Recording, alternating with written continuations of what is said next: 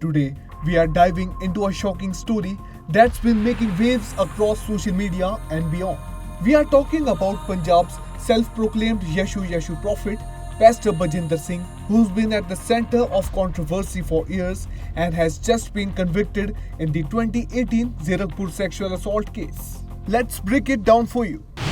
First off, a video of Pastor Bajinder Singh has gone viral and it's pretty disturbing. He's seen slapping and throwing drinks at a woman and a man in his office. This has sparked outrage and added more fuel to the controversies already surrounding him. Now, the big news. Pastor Bajinder has been convicted in the 2018 Zirakpur sexual assault case. The court will announce his sentence on 1st April, so mark your calendars.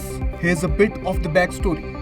The case was filed back in 2018 and apart from him, 5 others have also been booked. As if that wasn't enough, a 22-year-old woman recently accused him of sexual harassment and stalking. Shockingly, she said that he assaulted her when she was just a teenager. Back in 2024, it came to light that Bajinder allegedly converted thousands of vulnerable people in Rajasthan under shady circumstances. Reports claim his organization targeted around 20,000 people. Now let's rewind to 2023 when the Income Tax Department raided his home along with another pastor, accusing them of running fake healing ministries. In the same year, Bajinder claimed to heal a handicapped child through prayers, but netizens weren't buying it. This one is heartbreaking. In 2022, a family paid up to Rs 50,000 for Bajinder's healing sessions for their 4-year-old daughter who was diagnosed with cancer. Tragically, the little girl passed away and the family says they were scammed. In 2021, his ministry purchased land in Mohali for Rs 4.3 crores, way above the market value. Questions were raised about where that money came from.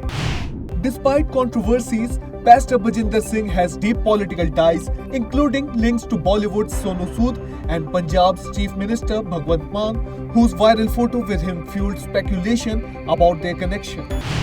In 2020, he claimed to cure COVID-19 through live prayer, and in 2019, he said he could cure AIDS. Yes, you heard it right.